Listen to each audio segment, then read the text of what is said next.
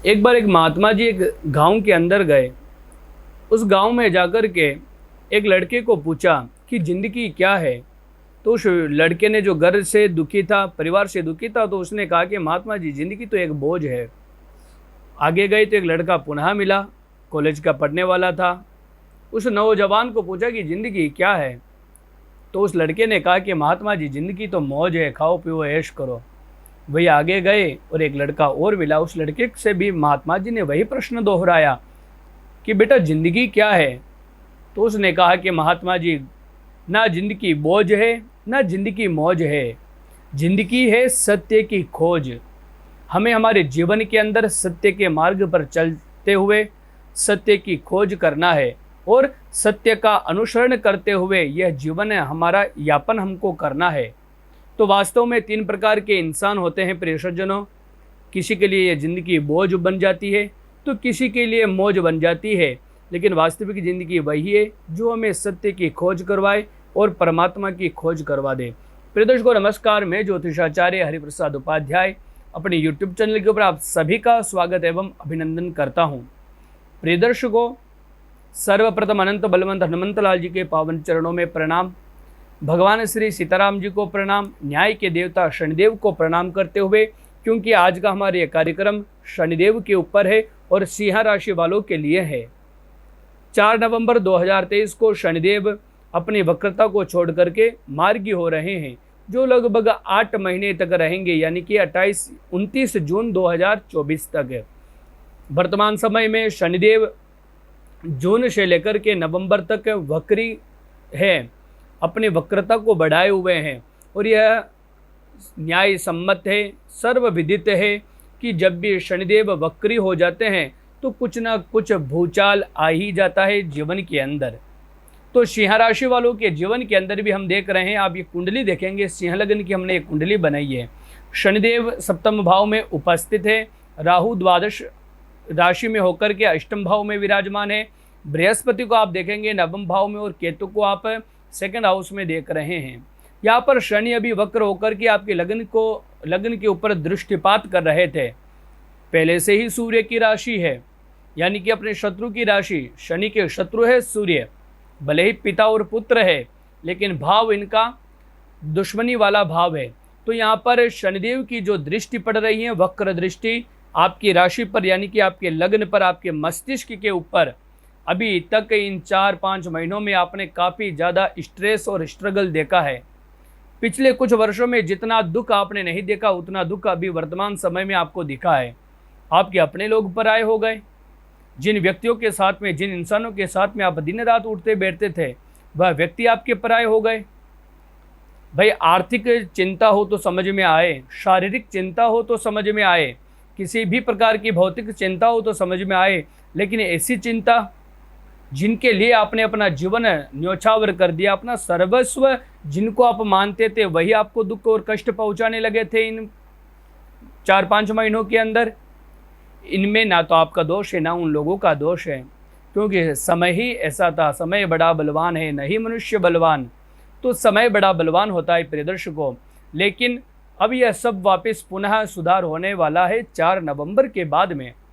सिंह राशि वालों, यह तारीख आप नोट कर लीजिए। 4 नवंबर से लेकर के 29 जून 2024 तक का जो टाइम रहेगा, यह आपकी ख्याति, पद प्रतिष्ठा, गौरव को बढ़ाने वाला रहेगा। जो आपके अपने लोग बिछुड़ गए थे, आपके दुश्मन बन गए थे, वह सभी आपके सामने, आपके समर्थन में उतर आएंगे।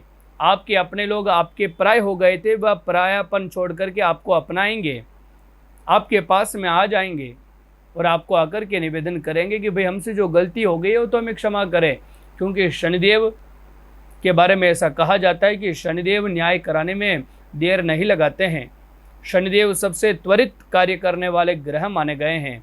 तो शनिदेव जब मार्गी हो जाएंगे तो ये सभी चीज़ें आपके अनुकूल होने लग जाएगी। शनिदेव की दृष्टि भाग्य भाव पर गिर रही है।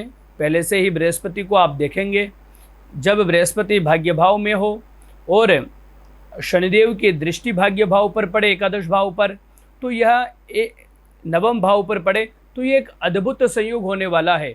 बृहस्पति सात्विक ग्रह माने जाते हैं, बृहस्पति धार्मिक ग्रह माने जाते हैं और बृहस्पति नवम भाव के कारक भी माने जाते हैं।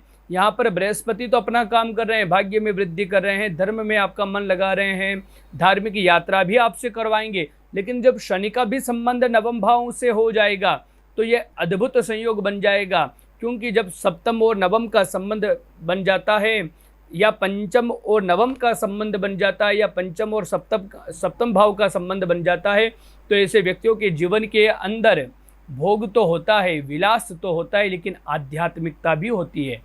आपके जीवन के अंदर पारिवारिक सुख तो बढ़ेगा, लेकिन पारिवारिक सुख के साथ साथ में भाग्य भी आपका साथ देगा।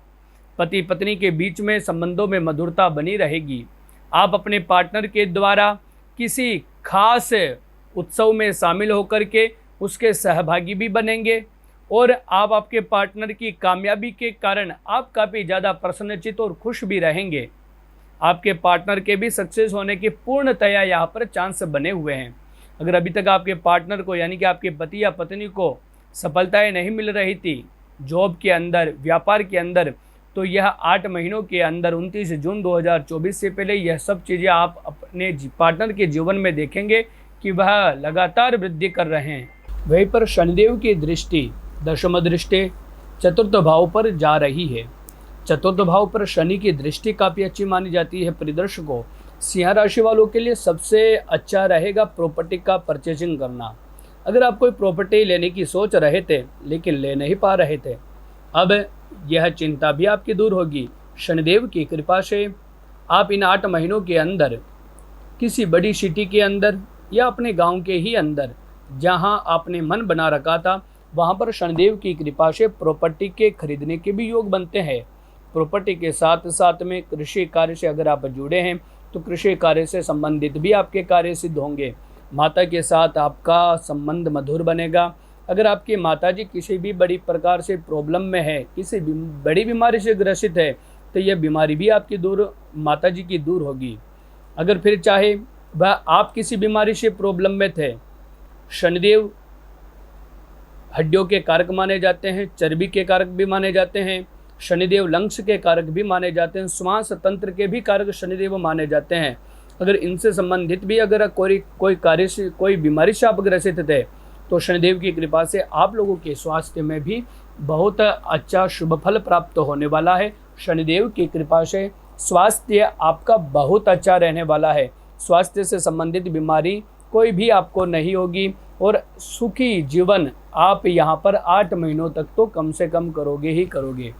प्रिय दर्शकों, ये राशि वालों के लिए शनिदेव का वक्री होना कैसा रहेगा, अगली वीडियो में हम बात करेंगे कन्या राशि वालों के लिए। लेकिन सबसे पहले मेरा ये निवेदन है, आपको अगर वीडियो अच्छी लगी है तो शेयर ज़रूर करें, और अभी तक आप हमारे चैनल पर नए हैं तो हमारे चैनल को आप सब्सक्राइब ज़रूर कर लीजिए, ताकि ज्योतिष से संबंधित जानकारी आपको मिलती रहे और ज्योतिष के इन सिद्धांतों का लाभ आपको और अन्य लोगों को भी ज़्यादा से ज़्यादा प्राप्त होता रहे। प्रिय दर्शकों, एक बार पुनः आप सभी को नमस्कार, जय श्री हरि।